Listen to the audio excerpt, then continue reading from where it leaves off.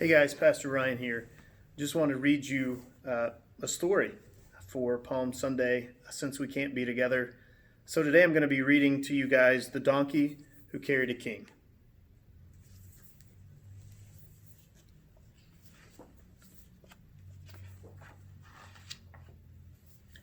One day a little boy named Riley came home from playing with some other boys in his neighborhood. He was crying as he came into the kitchen to find his mother. She saw him and asked, "Riley, what's wrong?" Riley's lip trembled, and he tried to wipe away his tears. He was 8 years old, and he didn't like to cry, but he couldn't help it. He said, "Mommy, every time we play games, the other boys pick me last. It hurts so much."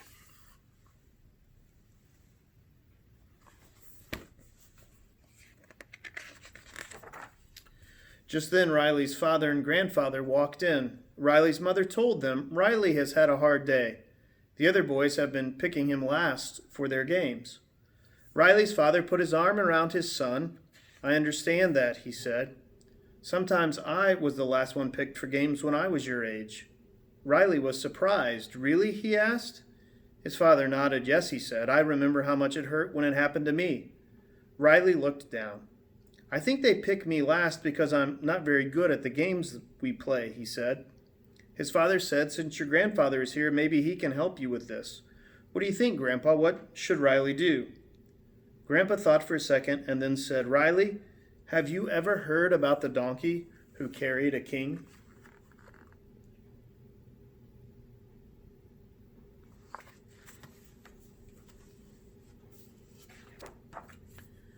The corners of Riley's mouth tipped up in a smile because he knew he was about to hear another of Grandpa's wonderful stories. "No, Grandpa," he said, "I've never heard that story, but I'd love to hear it now." So Grandpa sat down and Riley sat on his knee. Riley didn't feel too old for that. "You know, Riley," Grandpa started, "several years ago I went to Jerusalem and I saw a funny sight. Lots of people rode on little donkeys. The donkeys in Jerusalem are small compared to the ones here in America.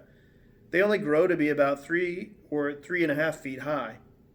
The sight of a grown man riding on one of these donkeys made me giggle. The man had to keep his knees bent way up to keep his feet from dragging on the ground, and the little donkey the man was riding just kept right down the road, kept going right down the street, bearing the man on his back.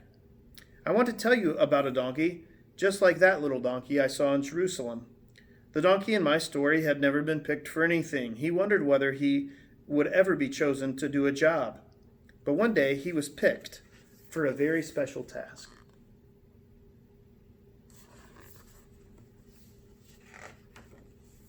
Many years ago, there was a little donkey named Davy. He lived in a village close to the holy city of Jerusalem. He was too young to work, so he kept in his pen. He had brothers and sisters, but none of them could play with him because they had jobs to do. Sometimes they carried sacks of olives for their master. Sometimes they worked for people in the community, and some of them even carried grown adults on their backs. Davy didn't have to carry anything or anyone. All he did every day was stand and wait, eat and sleep. It was boring, and Davy was often unhappy because it seemed no one wanted him to do anything.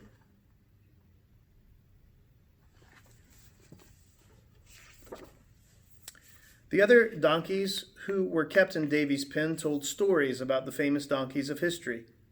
One had belonged to a man named Balaam.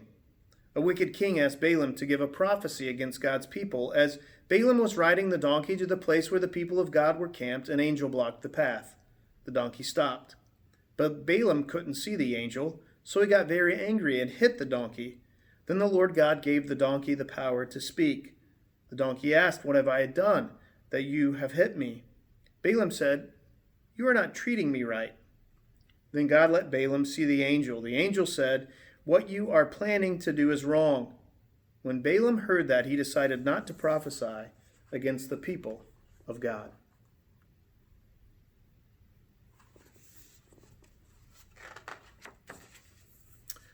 The donkeys also told a story of old Barnabas, one of the older donkeys who lived with them. Years before, Barnabas had lived in the town of Nazareth. His owner was Joseph, a carpenter. Joseph and his wife, Mary, who was about to have a baby, had to go to his hometown of Bethlehem. Mary rode on Barnabas's back. When they arrived in Bethlehem, it was time for Mary's baby to be born. All the inns were full, so they spent the night in a stable where animals were kept. There Mary had her baby. His name was Jesus. Shepherds came to the stable and worshiped the baby Jesus. They knew he was the Messiah who had come to save his people. Afterward, Barnabas carried Mary and the baby Jesus back to Nazareth. Davy liked to hear about the famous donkeys and the important things they had done. He wanted to do a big job too, but his master never picked him to do anything. But one day, all that changed.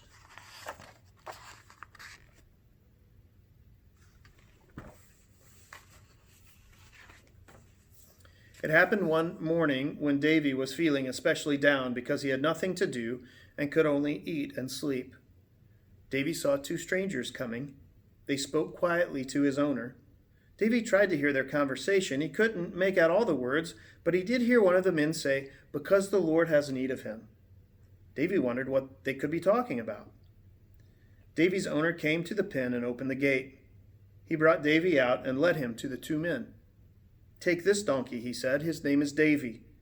No one has ever ridden him before, but I think he will be able to do the job."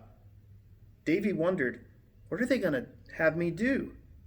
Whatever it is, it seems important to these men.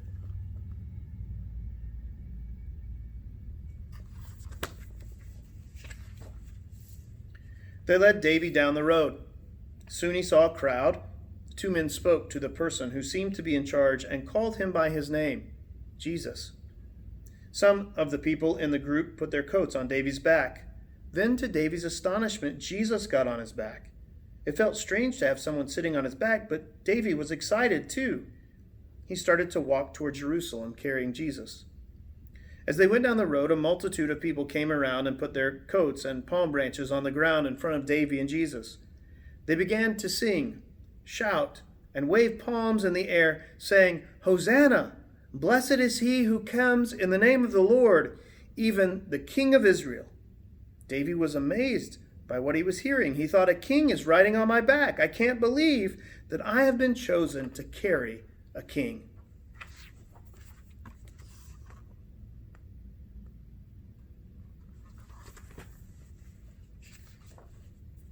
Davy made up his mind to carry the king to the best of his ability.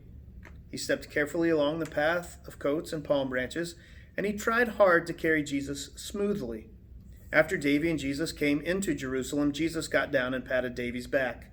Davy watched as he entered the temple. Davy felt very proud of himself. "I carried the king," he thought. "I must be a very special donkey." The next day, Davy's master decided he was ready for regular work. One of the servants put 2 sacks of olives on Davy's back and set out to deliver them. The sacks were heavy, and they scratched Davy's back. Once or twice he got so tired and miserable that he sat down in the road, but the master's servants tugged on the rope around Davy's neck and pulled him along.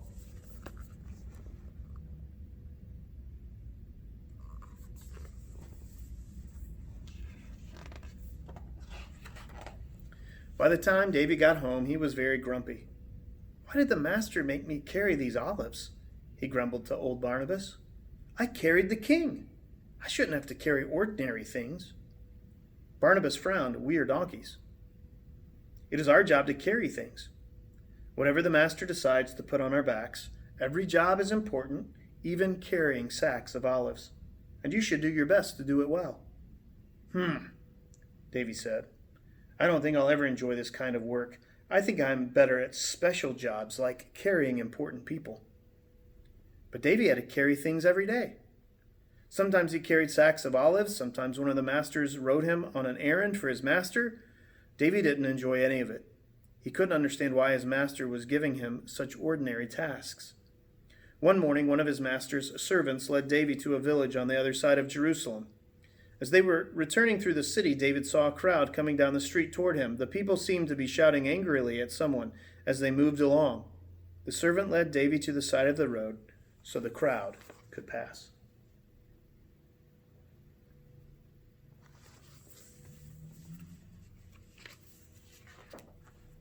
Davy saw the person the people were shouting at. It was Jesus. the king David had carried into Jerusalem with such joy only a few days before. But now the people seemed furious at Jesus. David wondered about that. Then David noticed that Jesus was carrying something, a rough, heavy beam of wood. Jesus seemed to be struggling to carry the beam. With a gasp, David saw that Jesus was hurt. His back was covered with cuts and bruises, and his head was bleeding where it was being scratched by a circle of sharp thorns. Suddenly, Jesus fell down. He couldn't carry the beam any further. David wished with all his heart that he could carry the beam for Jesus. He tugged at his rope, but the servant held him back. The soldiers who were with Jesus grabbed a man from the crowd and made him carry the beam.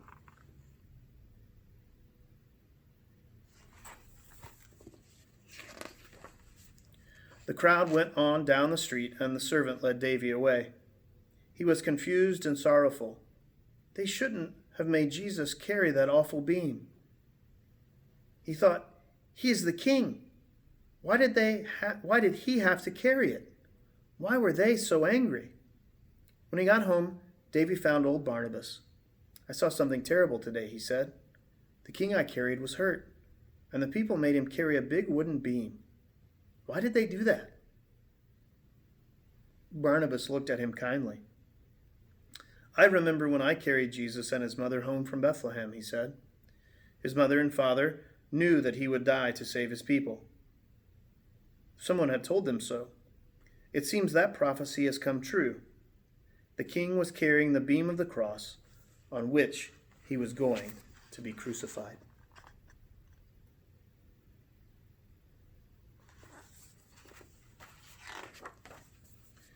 Davy was amazed. So the king was being a servant to others, he said. Yes, Davy, Barnabas said. It's a terrible thing that he is being treated so badly, but what he is doing is wonderful. Davy was quiet for several minutes. At last he said, If the king was willing to carry that terrible beam, I will not complain about carrying our master's olives. I will follow Jesus' example and will be a willing servant.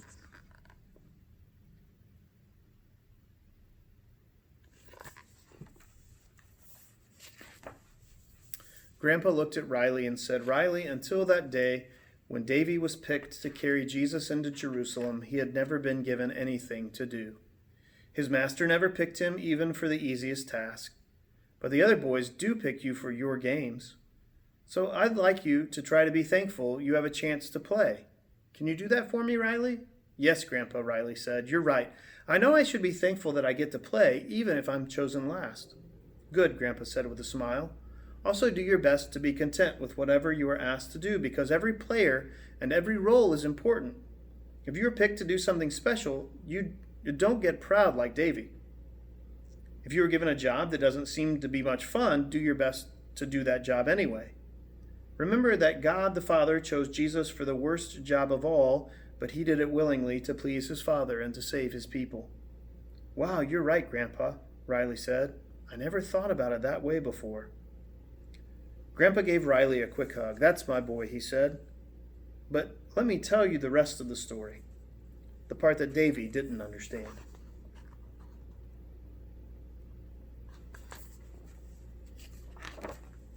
Jesus died on a cross that day.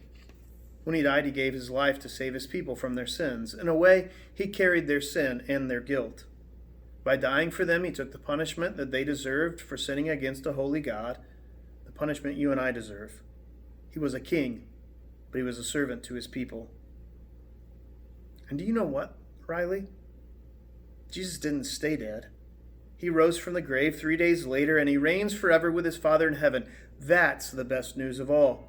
Riley grinned. It sure is, Grandpa, he said. He's the greatest king of all, and I want to serve him and do whatever he asks me to do, whether it's a little job or something very important.